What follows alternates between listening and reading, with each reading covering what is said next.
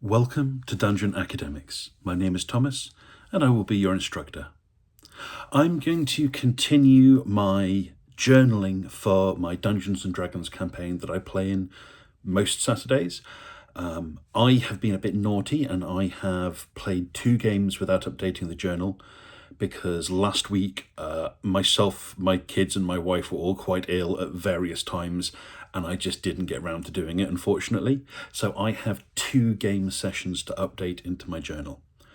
I mentioned this in the previous video, but I'll say it again. I do this mainly for myself because I enjoy keeping a record of the story, but it's also useful in case we have another player that misses a session and it allows them to catch up and see what we did.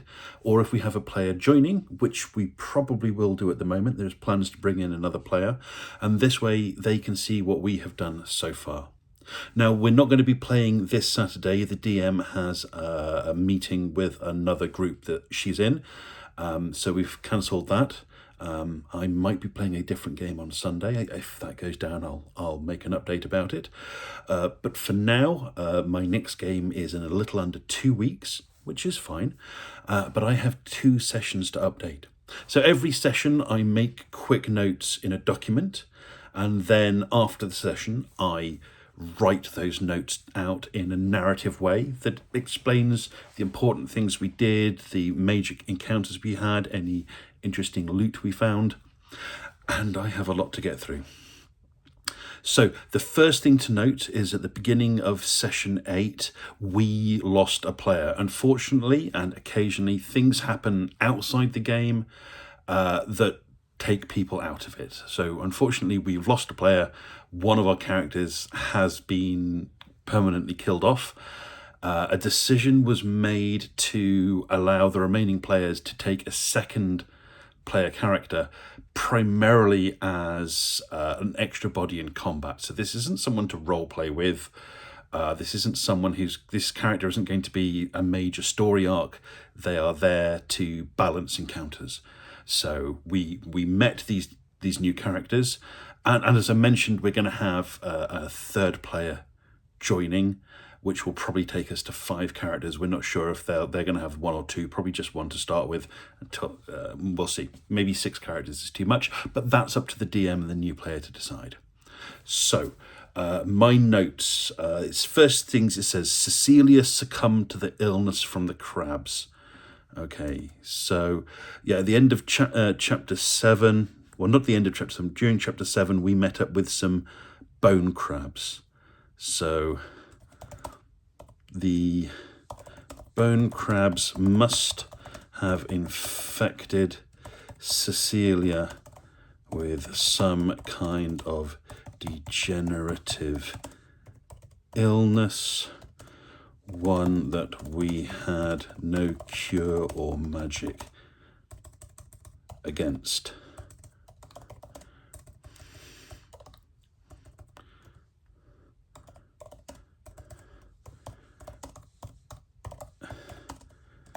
The illness took time to set in, but once the infection was rooted, her death was swift.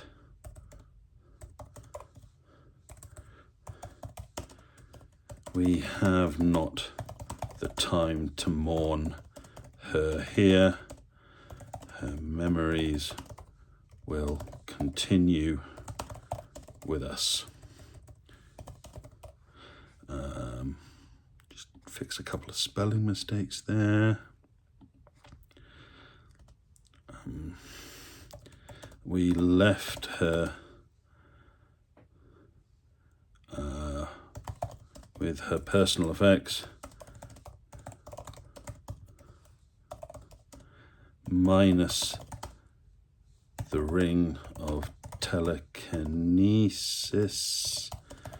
That second sphere artifact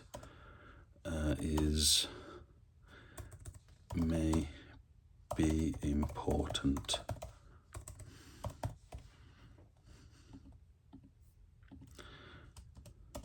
I also recovered the soul coin she had been given, though not knowing what to do with it, I entrusted it with my familiar to return to my patron.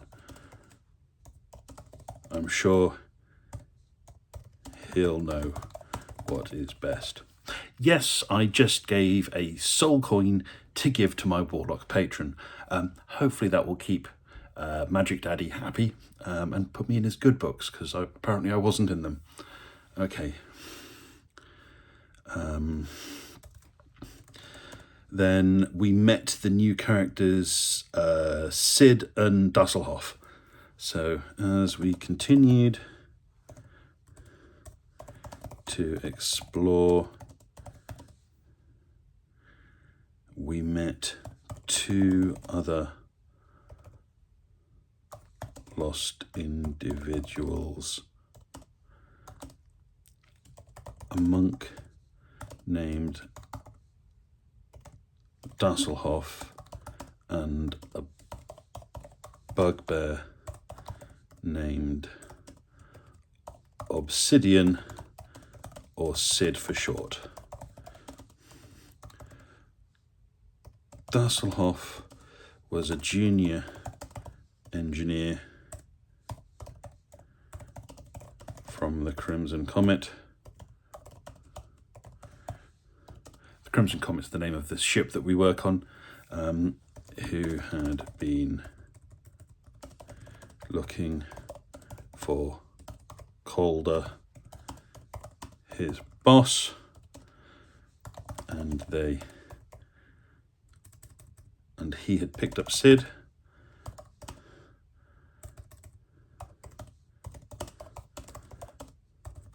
who was lost in the city ruins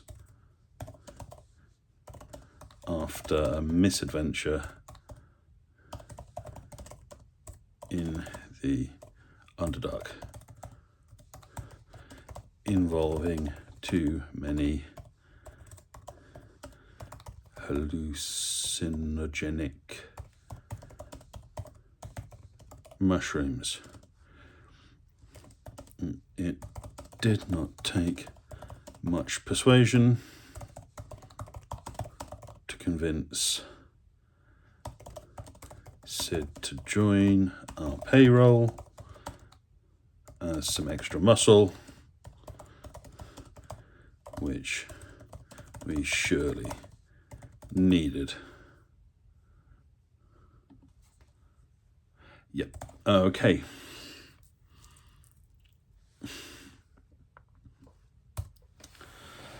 Right, what happened then? Corridor, door with brass gargoyle, teleported to a circular room, seemed to be a dancing room, did a conga. Yes. So as we were exploring, we found a corridor which ended with a dead end with what looked like a one of those big brass door knockers in. You sort of a large brass gargoyle with its mouth open, sort of inviting you to put its hand in. Okay.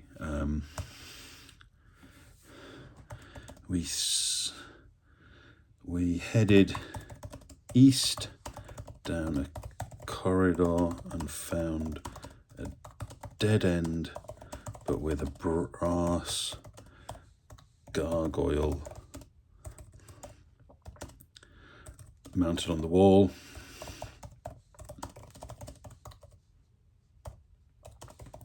Its mouth agape, as if to invite one to put its hand inside. I tried my mage hand first, and the hand disappeared and was dispelled as if out of range.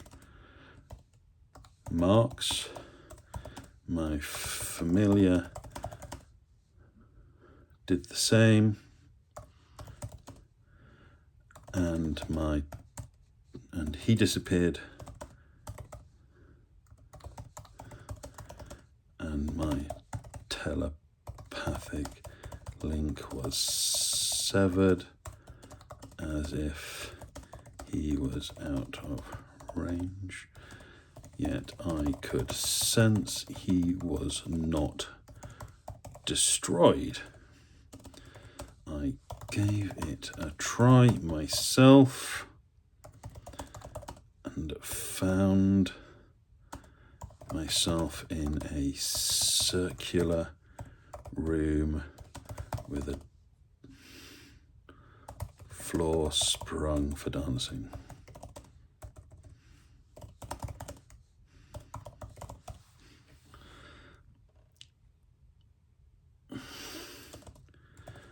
The rest of the team must have followed me as soon we were all in this room with phantom music playing in the background and the walls beginning to rotate around us. Guessing the purpose of this room, I led the team in a simple dance we could all follow, a conga line moving counter to the rotation. Whatever mechanism that powered this room seemed to approve. Not whatever mechanism, whatever magics that powered this room seemed to approve.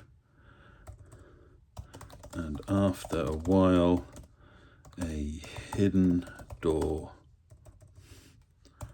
slid open, allowing us to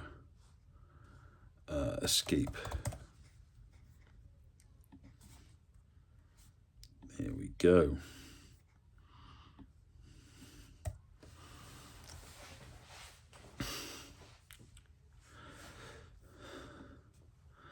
Okay, the next note says, we found a second sphere changing room, second sphere of magic. This is about 40,000 years before the current campaign is set.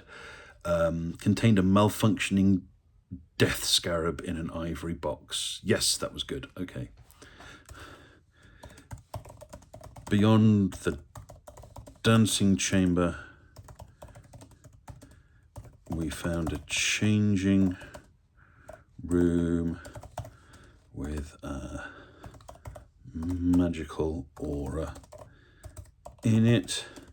We located a small ivory box.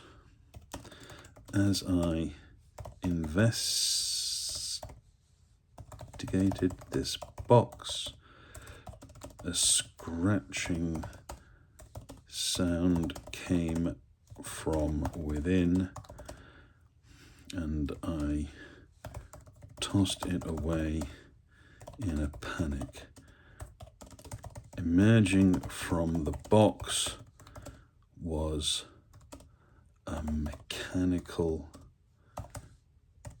beetle, nasty little blighter, that Calder grabbed before we smashed it, before we could smash it. And with his understanding of machines, understanding of automata, I should say, he recognized this as a death scarab, but one that seemed to be malfunctioning.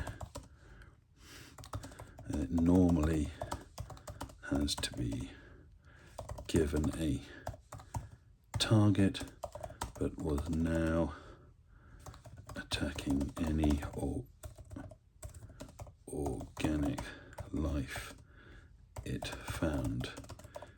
Being mechanical, Calder can keep it safe within himself until we need its deadly uses. There we go.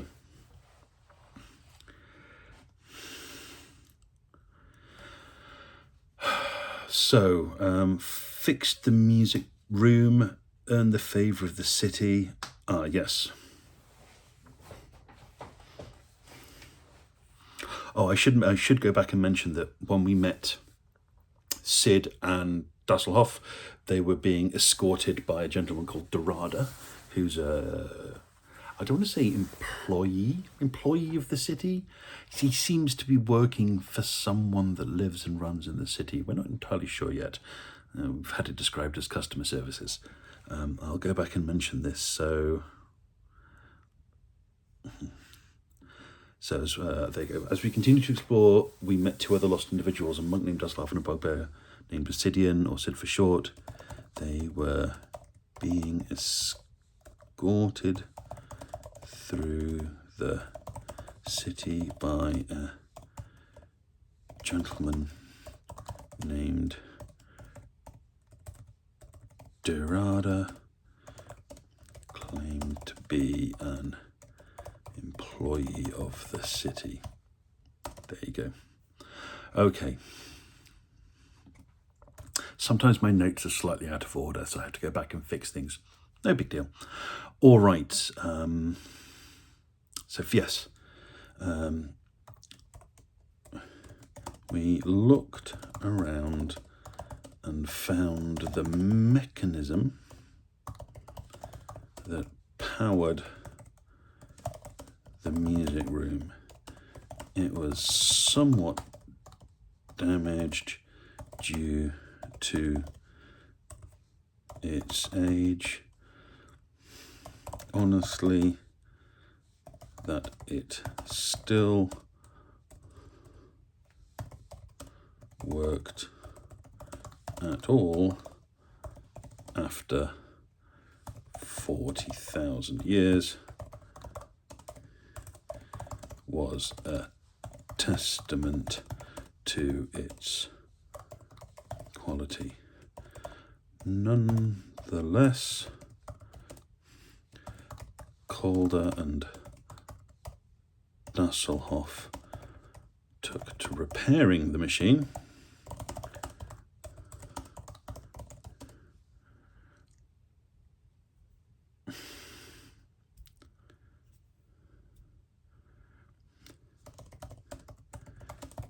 Seemed to earn the favour of Dorada's employer, as Dorada turned up and thanked us for our service to the city. He rewarded us with a clay token, which will summon him when broken.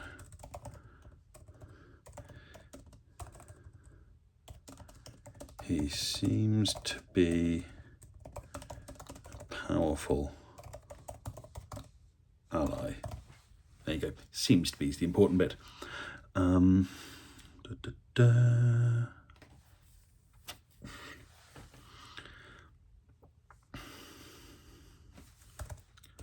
Shortly after, the next note. Attacked by burning fairy creatures that let out beguiling music when killed. These were called Iala.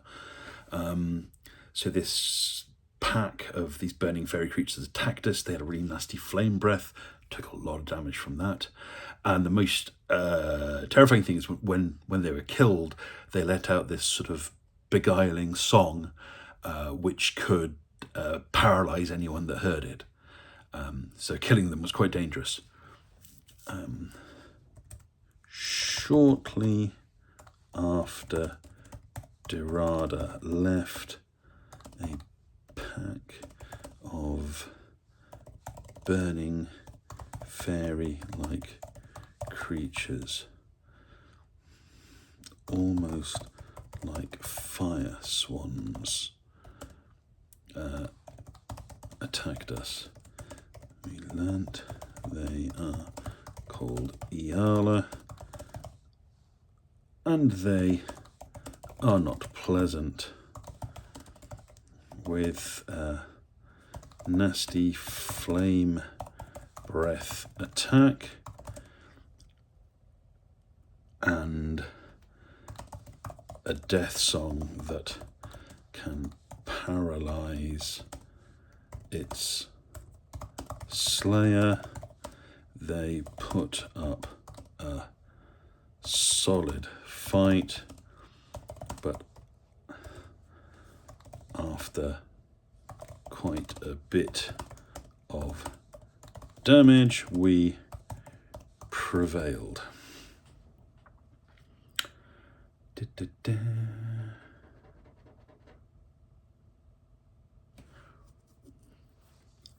Right.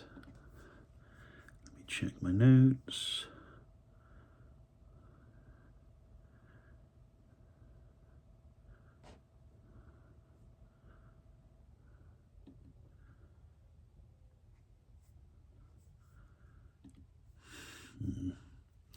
Okay.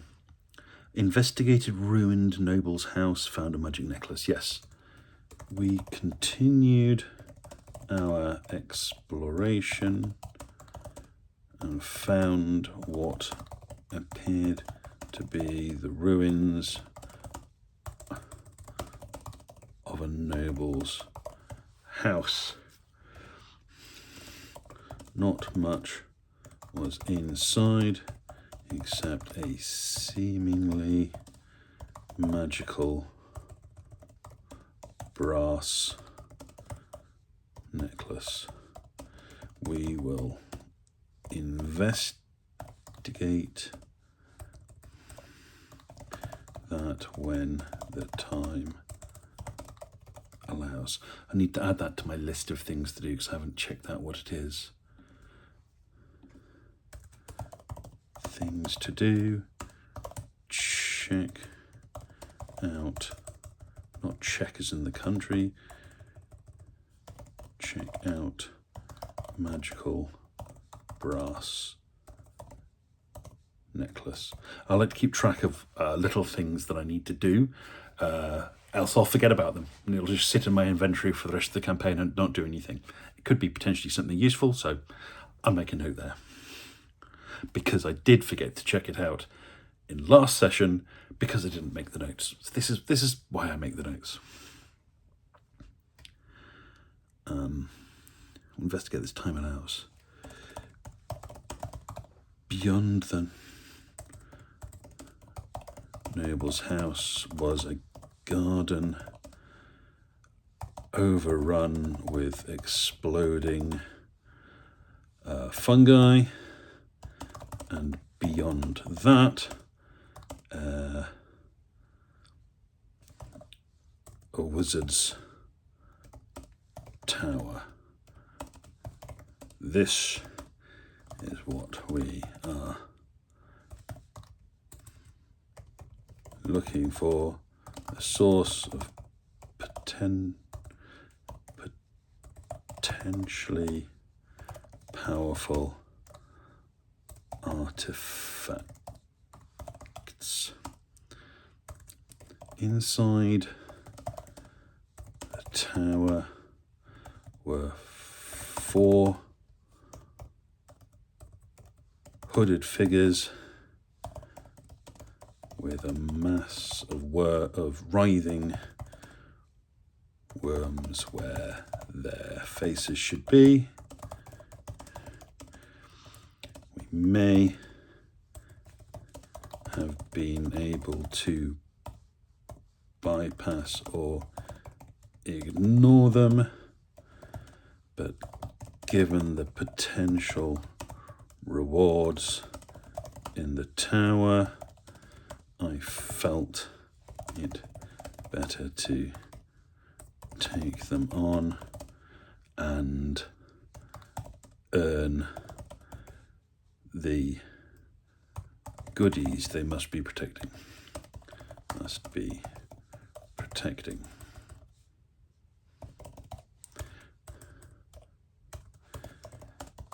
This may have been a mistake, as they were certainly very powerful.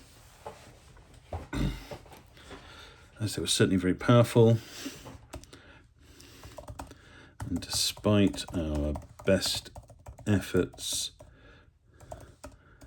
both Sid and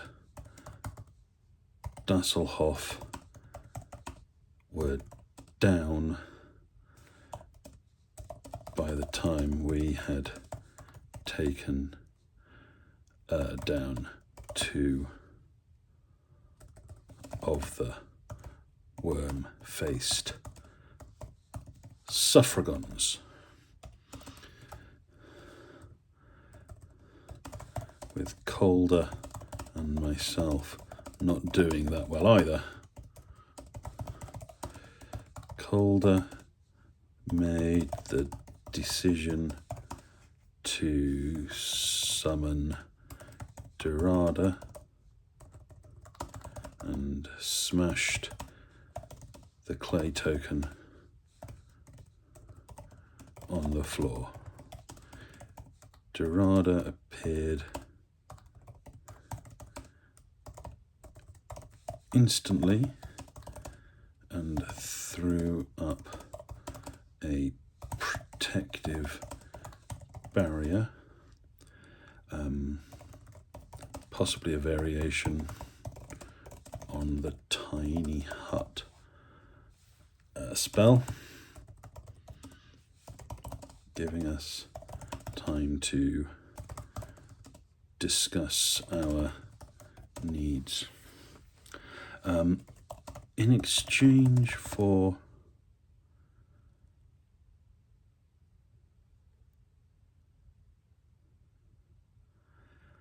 a deal where we would recover a series of lost artifacts and deal with a number of unwanted visitors to the city, we were given a handful more tokens and the chance to rest. Sid and Dasselhoff were brought back to fighting strength,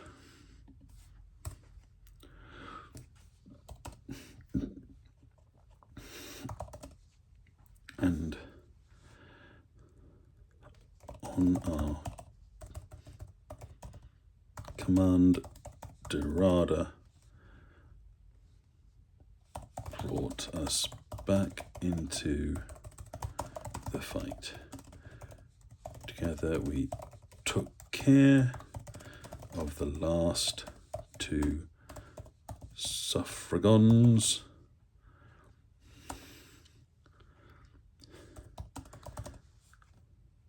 and the loot they protected was ours. Okay, and that's where we ended that session.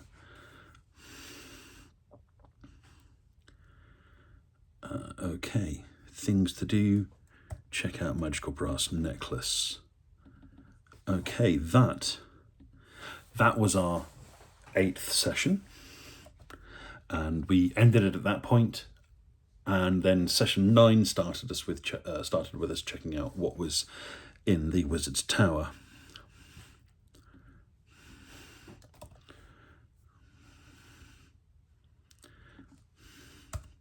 So, Chapter 9, looted the Wizard's Tower.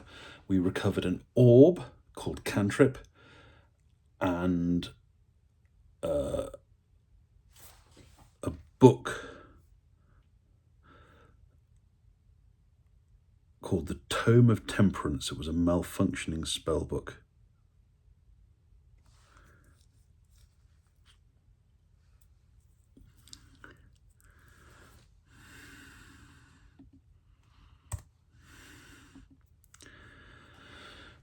So after our victory against the Suffragons, we were free to loot the tower. Calder had made use of the shatter spell, which had made a god-awful loud noise. I hope it hadn't alerted any unwanted attention to us. It probably had.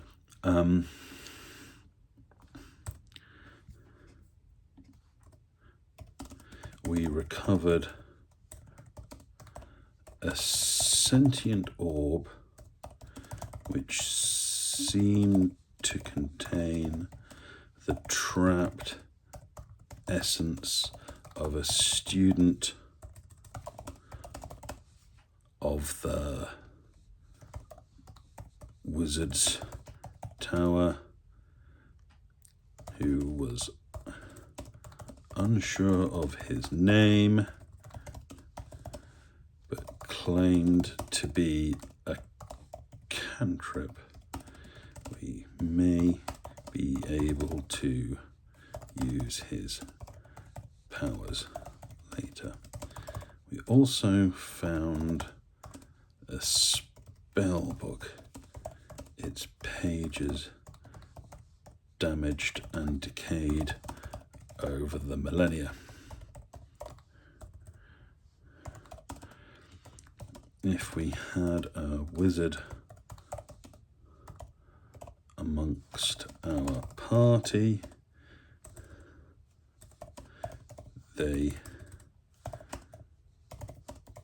might be able to make use of this ancient magic, but as a bard I can still use some of the pages as scrolls. This may not be a good use though, as it is second sphere magic and thus incredibly valuable, and we know a collector who would pay a good price for this. Okay.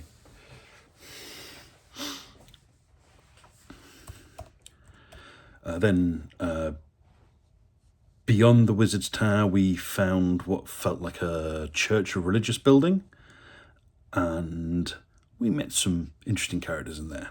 So beyond the Wizard's Tower we found a partially collapsed cathedral to some long forgotten higher power. As we explored it, we were tracked by some interdimensional awfulness, an insectoid hunter from another plane.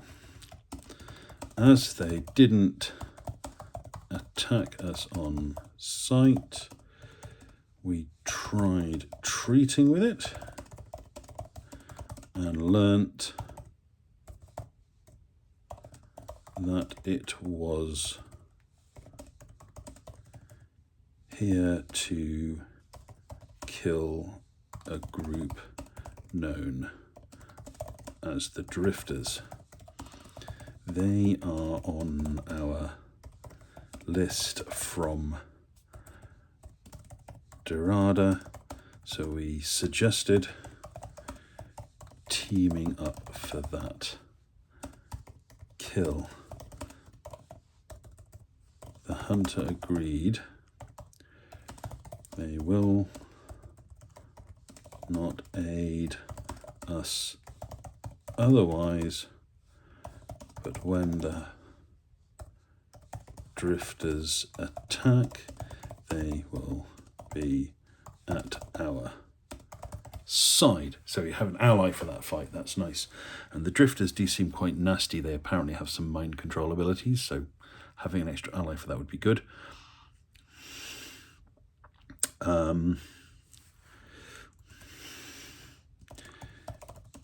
Beyond a highly ornate and trapped door,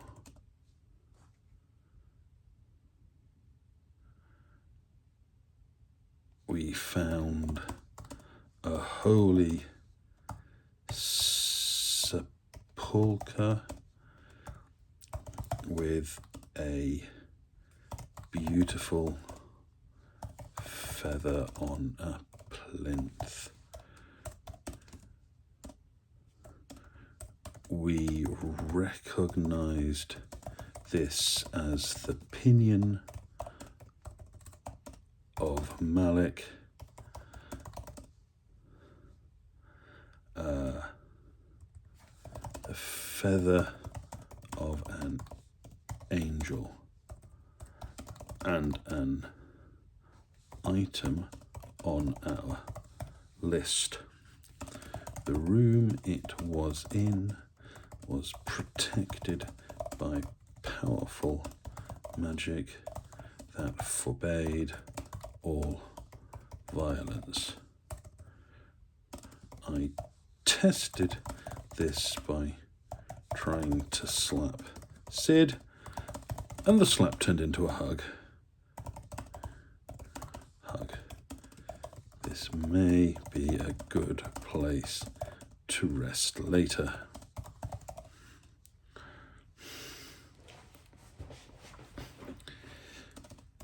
We decided to leave the feather on site, where it stood. Now, not knowing if removing it would stop this protective aura.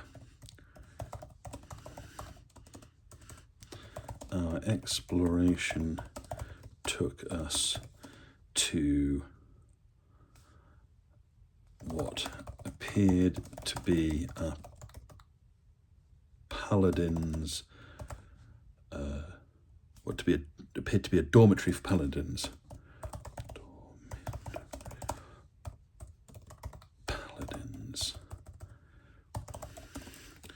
The remains of one was slumped against the wall, holding his amulet, another item on our list. As I went in to recover it, I was hit by some mighty magic. Only the amulet was still charged. I recovered it and hid it well, fearful of its power.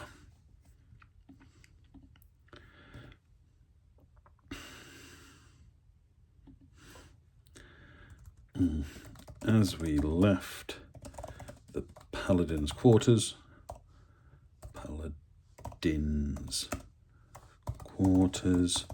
two swarms of undead moths, death butterflies it seems, attacked us. These nasty creatures had a powerful bite, but between us we were able to destroy them and stamp them into dust.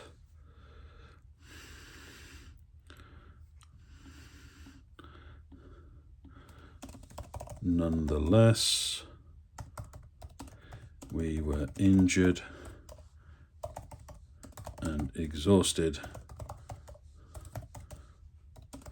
so it made sense to rest and recover in the feather room. Sid tried attuning to the feather, as it would be a powerful boon against the enemies in the city.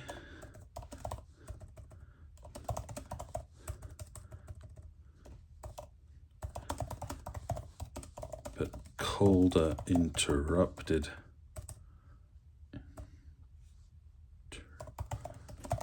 the procedure when he remembered the contract he had signed with Dorada specifically demanded we do not use these items. Yeah, that was a close call. The attunement ritual was actually quite interesting. It wanted to attune to someone worthy, and so it put us in a hypothetical situation where we saw someone doing something bad for a good reason and asked how we would punish them. They stole an apple and then gave it to a homeless child, and we said, well, the punishment, the man must be punished for stealing an apple because he stole something. His punishment should be to buy 10 apples and then give them to the homeless population of the city. And they said, what do you consider the punishment for the man's other crimes, though? And I said, no other crimes were witnessed at this point. I cannot pass judgment on something I didn't witness. The feather seemed to be okay with that. So perhaps the feather is attuned lawful good, and Sid's response was both good and lawful. So there. Not use the items.